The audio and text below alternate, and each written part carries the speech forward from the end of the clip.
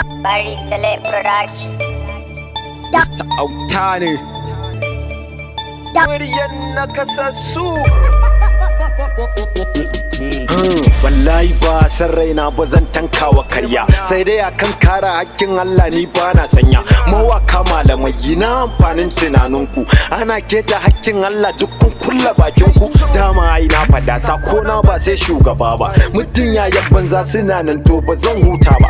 Sadiya Haruna yana tausayawa karshen ki tuba tun yanzu ki koma layin matan kirki. Haba sai ka ce wacce tai karatun yan tumaki, wannan dakikantan da kike yi shi me ribarki.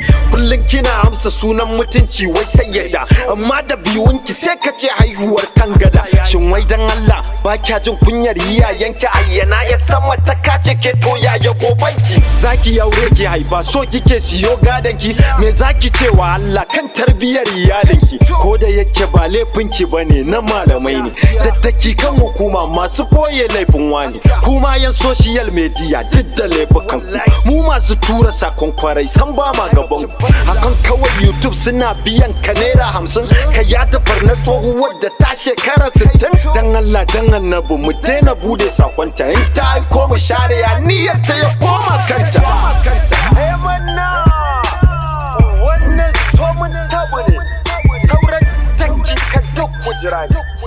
Sakon ku yana nan zuwa. Mr. Autane Punk is produced.